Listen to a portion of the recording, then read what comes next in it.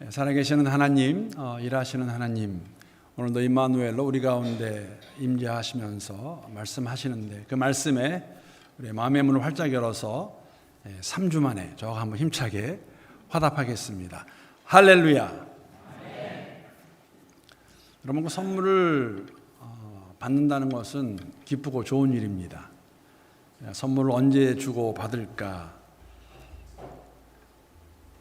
언제 주고 받을까요? 저희가 보통 선물을 주고 받을 때에는 생일이라든지 또 생일이나 또 결혼 기념일 때 이렇게 받고, 요새 젊은 사람들은 만난 지 100일째 될 때도 받고 그런 선물을 주고 받는데 이유가 있어야 선물을 주고 받겠지요. 근데 제가 오늘 아침에 좀 생각해 보니까 이제 집에서 교회를 오는 운전하면서 오다가 공휴일 때도 하루 정도는 선물을 주고 받기도 합니다. 당연히 그렇게 하면 이상하게 사람들이 왜 그럴까 하는데 그 성탄절 때는 선물을 주고 받습니다. 그래서 참 의미가 있다는 그런 생각을 가져보았는데, 여러분 오늘까지 받은 선물 중에서 가장 기억에 남는 선물이 있다면, 가장 감동이 되었던 선물이 있다면 어떤 것일까요?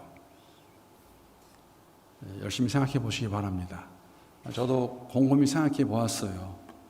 사실 제가 이 생각하는 가운데 한 가지 다시 한번 확인한 것이 있는 것은 다른 것이 아니라 제가 선물을 받는 것에 그리 익숙하지 않다는 그런 생각을 가지게 되었습니다. 왜냐하면 이제 그 자녀들이 성장하면서 저한테 그런 질문을 할 때가 있거든요. 아빠, 이번에 뭐 원해? 뭐 사줄까? 제 생일과 성탄절이 시간이 이렇게 멀지 않아요. 한 2주 안에 있기 때문에 요새는 우리 딸들이 저한테 선물을 사주면은 그냥 이렇게 하나 묶어서 사줘요. 성탄절 겸 이렇게 생일 선물. 그래서 질문하는데 제가 그 대답에 보통 뭐라고 말하냐면은 아빠 뭐 원해? 뭐 필요해? 그러면 제 대답은 스탠다드가 있어요. 없어.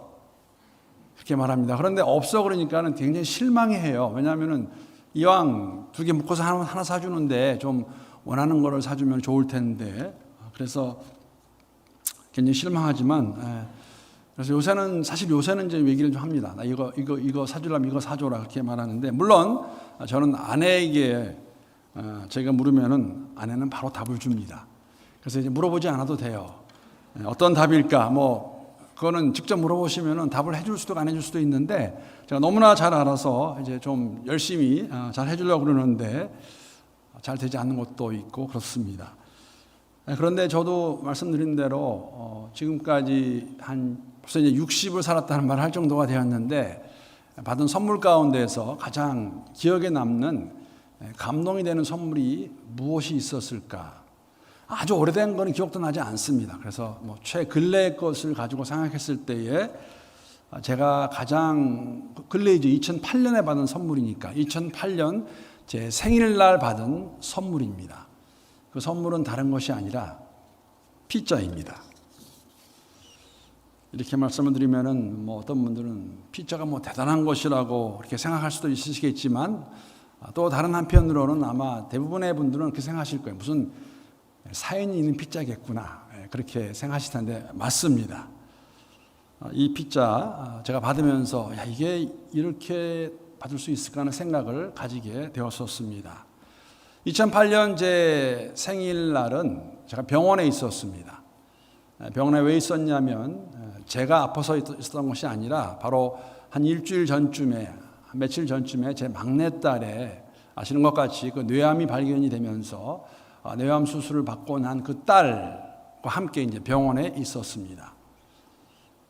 그런데 한 5일 정도 지났을 텐데 이제 제 생일이 되었는데, 그때 제 남동생이 갑자기 그 병문안을 오면서 피자를 들고 왔어요. 그래서 저는 처음에 이 피자가 뭔가 했는데 갑자기 우리 딸 누워있는 병상에 이렇게 서가지고 형 생일 축하해 하면서 해피 버스데이를 저한테 부르는 거예요. 그래서 제가 굉장히 많이 놀랐습니다. 왜냐하면 첫째는 제 남동생은 제 생일을 몰라요. 그래서 얘가 왜 갑자기 안 하는 짓을 하지? 하는 생각도 있고, 또 한편으로는 이게 어떻게 된 일일까 알아보았더니 뇌암 수술을 받고 난 딸을 병문안 한다고 우리 재수 씨가, 우리 제 남동생 아내죠, 작은 엄마가 되는 왔다가 제 딸이 그때 수술을 받고 정신이 들었다 나갔다 했었습니다. 뭐 그때 상황이 그렇기 때문에. 그런데 정신이 들어왔을 때 저는 몰랐어요. 온 저희 재수 씨에게 부탁하는 겁니다. 작은 엄마, 3일 있으면 아빠 생일인데 그때 만약 올 수 있으면 와달라고 그랬겠죠. 그래서 올 때 나는 아무것도 할 수 없으니까 좀 피자를 사가지고 오면 좋겠다라고 얘기를 했고, 우리 재수 씨가 제 남동생에게 얘기를 해서 같이 샀겠죠. 그래서 미국에 가면 그 파파존스라는 피자가 있습니다. 그 피자 2판인가 들고 왔어요. 암 제거 수술 받은 딸이 자신의 몸 가누기도 쉽지 않은데 그 와중에 제 생일을 기억하고 그렇게 이야기를 해서 가져온 것을 보고 그 피자를 먹으면서 많이 울었습니다. 야, 이거 이렇게 할 수 있는 것일까? 그 피자 한 판 값이 얼마나 하겠습니까? 그러나 제게는 2008년도 생일 선물로 받은 그 피자 정말 감동적이었고 잊을 수 없는 그러한 선물이었습니다. 오늘 본문 말씀을 보게 되면 하나님께서 우리에게 주신 선물이 있습니다. 오늘 본문 8절 9절 말씀인데 우리 다시 한번 읽어보겠습니다. 8절 9절 말씀 함께 읽겠습니다. 시작. 너희는 그 은혜에 의하여 믿음으로 말미암아 구원을 받았으니 이것은 너희에게서 난 것이 아니요 하나님의 선물이라. 행위에서 난 것이 아니니 이는 누구든지 자랑하지 못하게 함이라. 제가 세 번역으로 다시 한번 읽어보겠습니다. 여러분은 믿음을 통하여 은혜로 구원을 얻었습니다. 이것은 여러분에게서 난 것이 아니요 하나님의 선물입니다. 행위에서 난 것이 아닙니다. 그러므로 아무도 자랑할 수 없습니다. 사도 바울이 에베소 교회 성도들에게 구원이 무엇인가 설명하는 내용입니다.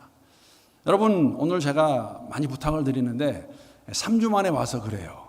저를 좀 따라해 주시면 감사하겠습니다. 스크린에 올라옵니다. 구원은 선물입니다. 반도 안 하셨어요. 다 함께 하겠습니다. 구원은 선물입니다. 구원은 하나님이 은혜로 주시는 것입니다. 구원이라는 선물은 믿음으로 받을 수 있습니다. 구원은 자랑할 수 없습니다.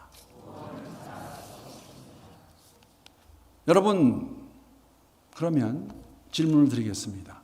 구원을 받으셨습니까? 나는 구원을 선물로 받은 것이 분명한가? 스스로에게 자문해 보면 좋겠습니다. 오늘 이 말씀 분명히 저희들에게 말씀하십니다. 구원은 하나님의 은혜로 인하여 믿음으로 말미암아 받은 것이니, 그렇죠?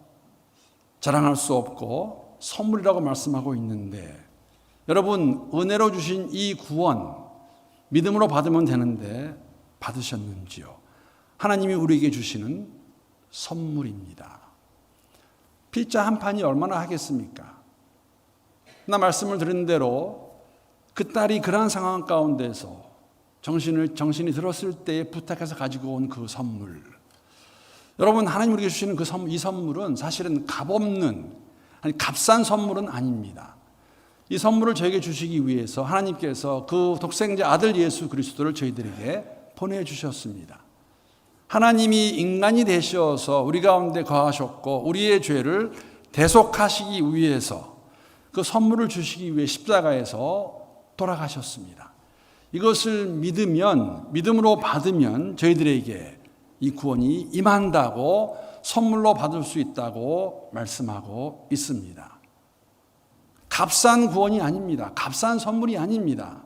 하나님이 아들을 대신 주시고 우리에게 허락하신 그 선물, 이 선물을 받을 수 있는 방법이 있다면 오직 하나예요.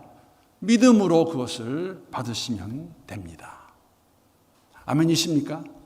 성경에서 말씀해 주고 있는 구원이라는 선물입니다. 에베소서는 여러분, 에베소라는 도시에 있는 교회에게 사도 바울이 쓰는 편지입니다. 여러분 기억나시죠? 제가 한 달 전쯤에 데살로니가서를 가지고 말씀을 전하면서 데살로니가가 어디에 있는 지역인가를 설명하면서 제가 소아시아라는 지역에 대해서 말씀을 드렸습니다. 아시아라는 지역은 오늘날의 터키를 말하면서 이제는 터키가 아닙니다라고 말씀을 드렸어요. 튀르기예라고 말씀을 드렸습니다.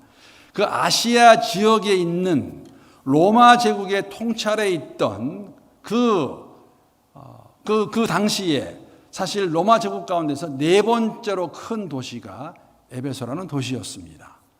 여러분, 에베소는 굉장히 유명한 곳이었습니다. 왜냐하면 지금도 세계 7대 불가 사이의 하나라고 말하고 있는 다이아나라고 불리우는 성경에서는 이것을 아데미 신전이라고 부르고 있는데, 그러한 신전이 있던 곳이었고 아시아와 유럽을 잇는 무역의 요충 지역이었습니다. 그래서 굉장히 발달이 되고 풍부하고, 특별히 아데미 신전으로 인하여서 수많은 사람들이 관광을 왔고 그 관광객을 맞이하면서 숙박시설이 발달되었고 또 요술 같은 마술도 행하여 줬고, 더 나아가서 아데미 신전이 있음으로 말미암아 알고 계시죠?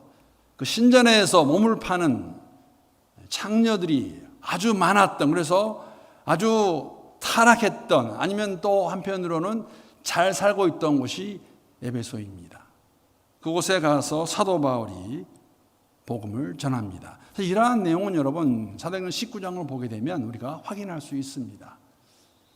사도 바울의 복음을 듣고 성전에 그 도시 안에서 어려움이 있었죠. 특히 은장색들이 그러한 사도 바울의 복음을 인하여서 자신들의 생업에 지장이 오자 그를 잡아서 해하려 했던 사건을 우리가 읽을 수 있습니다.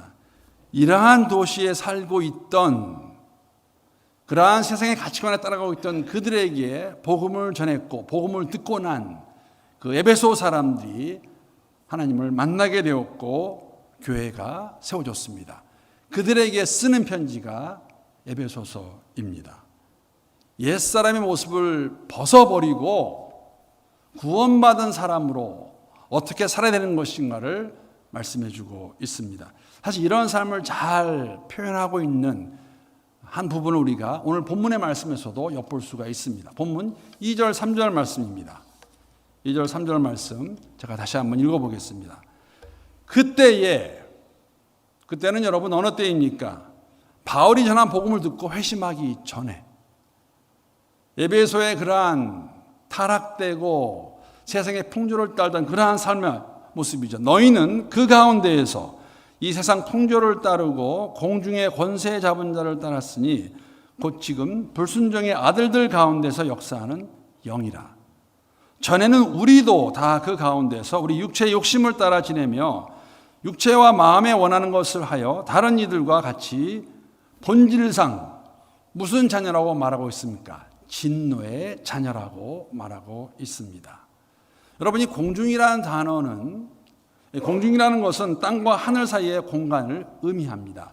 성경에서는 땅을 사람들의 처소로, 하늘을 하나님의 처소로 설명합니다. 그 중간 마귀의 공중 권세라는 것은 사람과 하나님 사이를 차단해서 하나님의 권세를 해방하는 형태로 자행되는 거짓 권세, 사탄의 권세를 말하고 있습니다.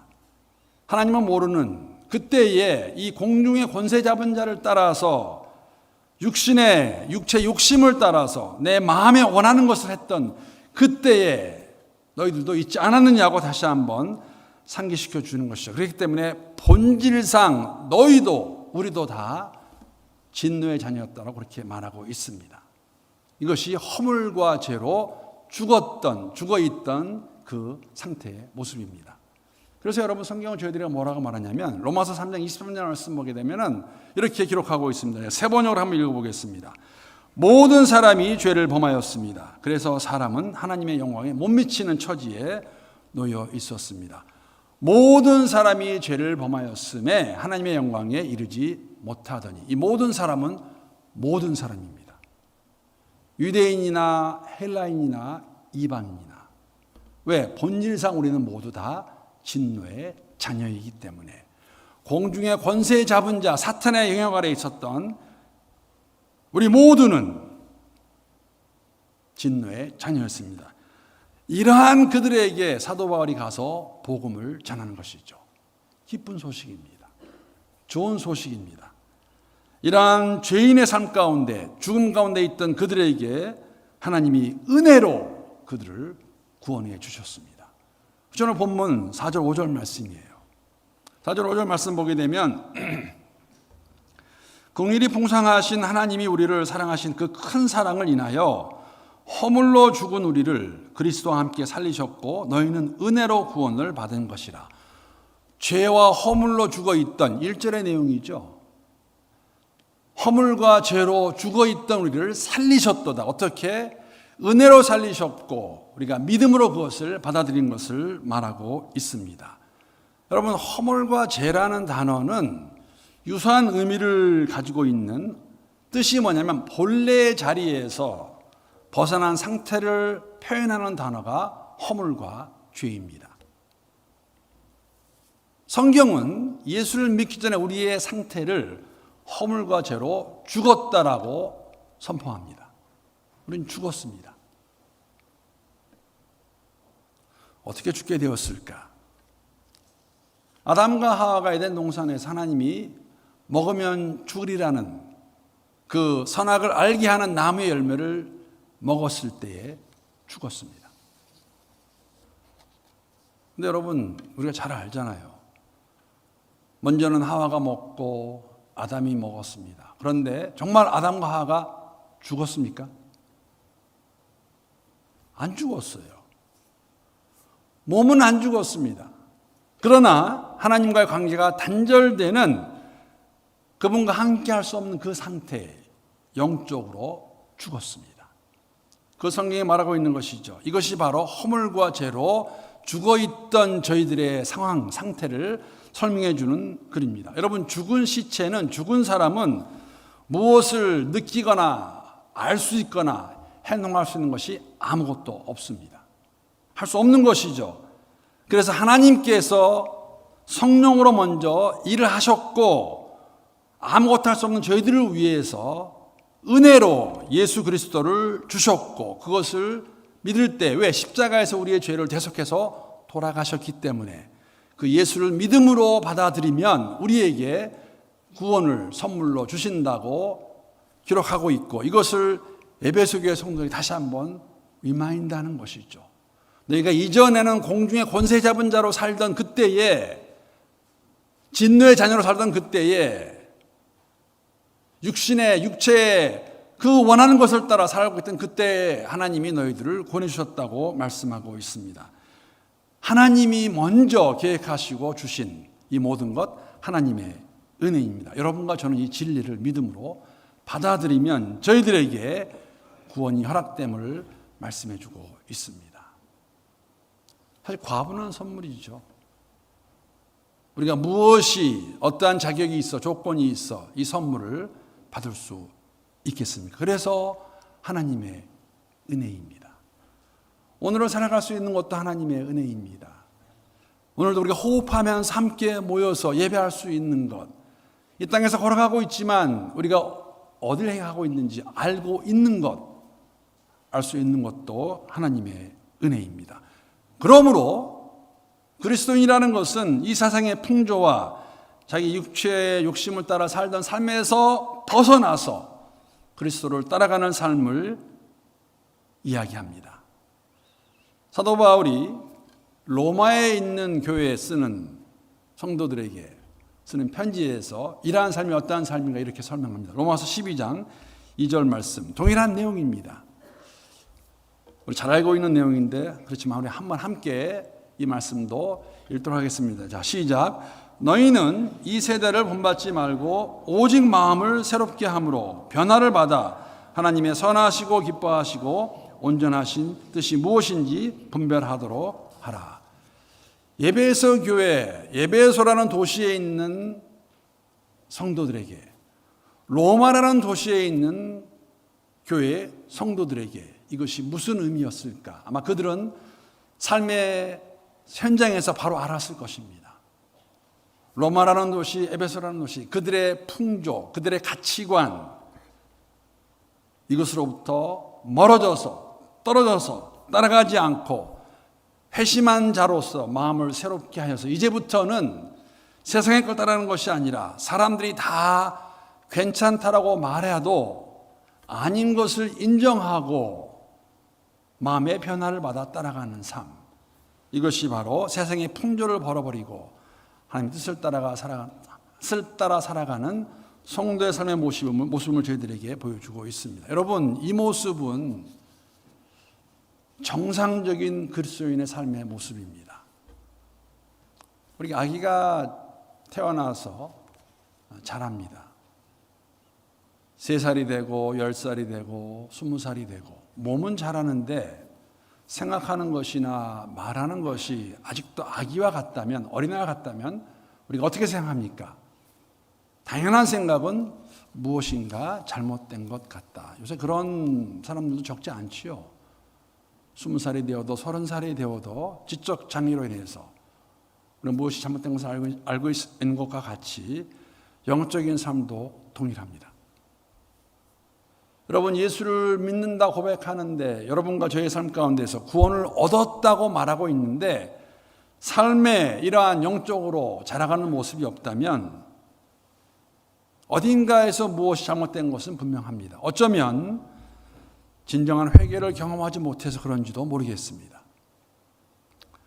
어쩌면 처음부터 단추가 잘못 껴졌는지도 모르겠습니다. 예수님을 인격적으로 만났는데 이러한 삶의 변화가 없다면 성경에서 저희들에게 분명히 말해주고 있는, 보여주고 있는 잘못된 것이라는 것이죠. 어린아이가 자라는 것과 같이 몸이 자라고 정신이 자라고 생각이 바뀌는 것과 같이 자라는 것과 같이 영적으로도 우리가 자라야 되는 것이 정상적인 삶의 그리스도의 삶의 모습입니다. 세상의 것들을 벗어버리고 옛사람을 벗어버리고 세상의 가치관을 벗어버리고 주를 따라가는 삶. 이러한 삶의 모습, 사도 바울이 고린도 교회 성도들에게 어떠한 삶의 모습인가, 그러한 마음으로 살아가는 삶이 어떠한 모습인가, 고린도전서 10장 31절 말씀 보게 되면 이렇게 기록하고 있습니다. 이 말씀도 한번 잘 알고 있는 내용인데 읽어보겠습니다. 시작. 그런즉 너희가 먹든지 마시든지 무엇을 하든지 다 하나님의 영광을 위하여 하라. 이거 상당히 힘든 내용이에요. 먹든지 마시든지 무엇을 하든지 다 모두 하나님의 영광을 위하여 하라. 여러분, 이러한 삶을 산다는 것이 어떠한 모습일까요? 어떠한 삶을 살아가는 것이 하나님의 영광을 위해 살아가는 삶입니까? 그 미국에 가면 미국에 있는 신학교입니다. 그 웨스트민스터라는 신학대학원이 있습니다.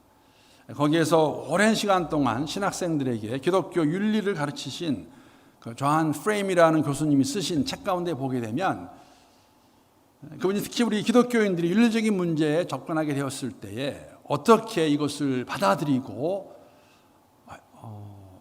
적용할 수 있을까에 대해 3가지 관점을 그분이 말씀하십니다. 제가 잠깐 나누겠습니다. 3가지 관점은 어떤 관점이냐면 규범적인 관점이 있고 상황적인 관점이 있고 실존적인 관점이라고 설명하시면서 우리가 그리스도인으로 살아가는 건데 모든 문제, 어떤 문제도 긴장하면서 그것을 받아들여야 되고 하나님이 원하시는 그 뜻을 분별하기 위해서 노력해야 됨을 말하고 있습니다. 이런 이야기입니다. 예를 들면 여러분, 술 마시는 것 죄입니까? 술을 마시는 것. 어떤 분 그렇게 말씀하세요. 어떤 술을 말하는 겁니까? 와인을 말하는 겁니까? 소주를 말하는 겁니까? 보드카를 말하는 겁니까? 술은 다 술이에요. 뭐 특별히 구별할 거 있겠습니까? 이러한 질문을 우리가 접하게 될 때에 우리는 제일 먼저 생각하는 것이 무엇입니까? 성경에서 무엇이라고 말하고 있는가? 이렇게 받아들이는 것이 이 존 프레임 교수님의 책에 보게 되면은 규범적 접근이라고 말합니다. 그런데 여러분, 성경에서는 술을 마시는 것에 대해서 말하고 있지 않아요. 성경은 뭘 말하고 있냐면은 술 취하지 말라. 성령 충만하라고 이렇게 말하고 있지요. 그래서 분명한 것은 여러분, 술 취하는 것은 피하셔야 됩니다. 뭐 이유는 여러 가지 될 수 있겠지만 그렇게 됐을 때에 얼만큼 마시는가? 여러분 그거보다 먼저 다른 접근이 필요한 것이 뭐냐면은 상황적 접근입니다. 무슨 의미냐면 이러한 질문을 다 해봐야 됩니다. 온전해지는 성도의 삶의 모습 가운데서 이 술을 마시는 것이 덕이 되는가? 이게 교회에 유익한가? 라고 묻는 접근입니다. 사실 이러한 원리를 잘 적용해서 사도 바울이 이렇게 말하죠. 여러분 사도 바울은 고린도 교회에 보내는 편지에서 음식을 먹는 것에 대해서 그것이 비록 우상에게 드려졌던 음식이라 할지라도 먹는 것에 대해서 아무런 어려움이 없었습니다. 사실 그러한 음식을 먹지 못하는 사람들을 가리켜서 믿음이 약한 사람이라고 그렇게 부릅니다. 왜? 그들에게는 확신이 없기 때문에. 그런데 본인은 그 음식을 먹는 것에 대해서 고기를 먹는 것에 대해서 아무런 꺼리낌이 없지만 이것을 먹는 것을 보고 시험에 드는 사람들을 그가 생각하는 가운데 목회자로서 뭐라고 말하냐면 나는 우상에 바치는 음식을 먹지 않겠다고 말합니다. 상황적인 접근이죠. 교회를 위해서 덕을 세우기 위해서 그가 우상에 바치는 음식을 먹지 않습니다. 더 나아가서 마지막 세 번째 접근은 실존적 접근입니다. 이 접근에는 이러한 질문을 하게 됩니다. 이게 술을 마시는 것이 이것을 먹는 것이 이렇게 행동하는 것이 내 신앙생활에 유익한가?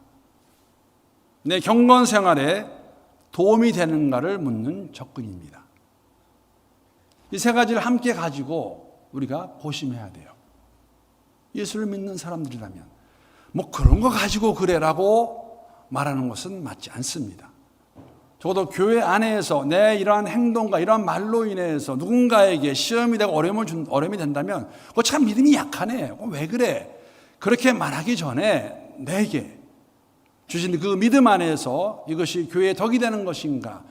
내 신앙생활에 도움이 되는 것인가? 그래서 어떤 목사님이 제가 그런 글을 읽었는데요. 이 세 번째 실존적 접근을 가지고 이건 목사님이세요.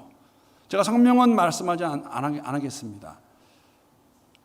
미국에서 제법 큰 교회를 목회하시는 목사님이십니다. 그런데 이 목사님이 이런 글을 쓴 거를 봤어요.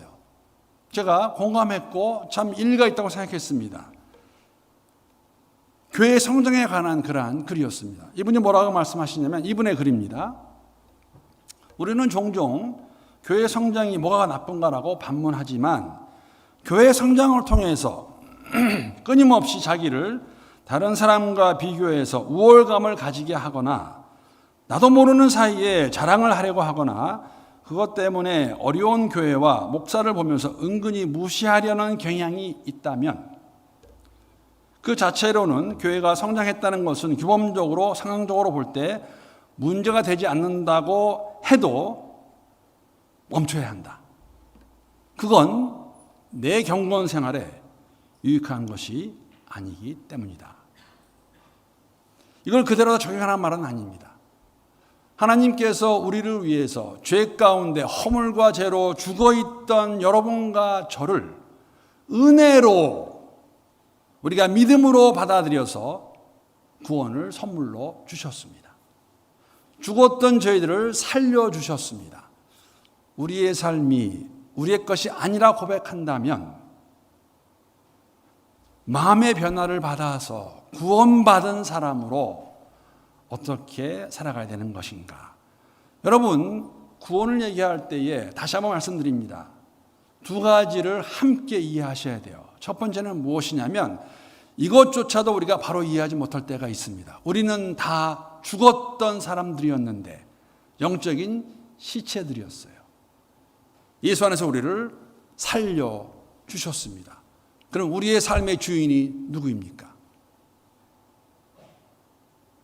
그런데 그게 다가 아니에요. 왜 그러면 여러분과 저를 살려주셨을까? 물론 예수 믿고 하나님 나라에 가는 것 맞습니다. 그런데 그게 다가 아니죠. 왜? 아직도 우리 이 땅에 살고 있거든요. 주님 만나는 그날까지 도대체 무엇을 하고 오라고 우리를 구원하신 것일까? 여러분, 언제 이가 바로 이해하고 그 삶을 살 수 있을까요? 오늘 본문 말씀 보게 되면 분명히 우리를 새롭게 하신 그 이유, 목적을 말씀해 주고 계십니다. 10절 말씀입니다. 10절 말씀 우리 함께 읽겠습니다.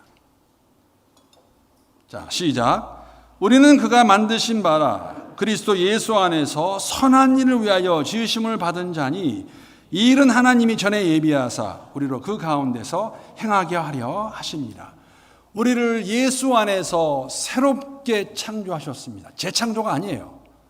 새롭게 창조하셨어요. 왜 창조하셨습니까? 선한 일을 하게 하시려고. 선한 일. 하나님께서 아담과 하와를 만드실 때, 우리를 만드실 때 원래 목적은 이 땅에서 청지기로서 창조하신 모든 것을 누리고 다스리라고 만드셨습니다. 그런데 그 불순종으로 그거에 깨져버리고 말았죠. 성경에서 말하는 선한 일이란 그냥 우리가 도덕적으로 깨끗하게 사는 것을 끝나지 않습니다. 하나님이 원하시는 그 삶을 살아가는 것을 말하고 있는 것이죠. 청지기로서의 사명을 감당하는 그 삶의 모습, 우리를 예수 안에서 새롭게 만드신 이유라고 목적이라고 저에게 말씀해 주고 있습니다. 돌아봐야 돼요. 우리가 구원받은 것이 정말 맞다면 물론 넘어지고 자빠지고 실수하고 죄를 지을 것입니다. 그러나 그리스도의 보혈로 깨끗함을 얻는다면 회개하고 제사함 받았을 때 그 삶의 모습 가운데서 이 선한 일을 위해 지으심 받았는데, 지음 받았는데 이러한 삶 우리가 살아가고 있는 것인가? 하나님의 은혜는 여러분 값싼 은혜가 아닙니다. 우리를 구원하시기 위해서 예수 그리스도를 저희들에게 주셨습니다. 그 예수 안에서 믿음으로 하나님을 알고 있다 고백하는 여러분과 저, 우리의 삶의 모든 영역에서, 여러분 모든 영역입니다. 교회가 함께 도와주고 기도해주고 세워주고 도전하고 위로하고 격려하는 가운데 이러한 성도의 삶, 복된 삶이고 아름다운 삶입니다. 이러한 삶을 함께 잘 걸어갈 수 있는 여러분과 저, 우리 교회가 될 수 있기를 우리 주님의 이름으로 축복합니다.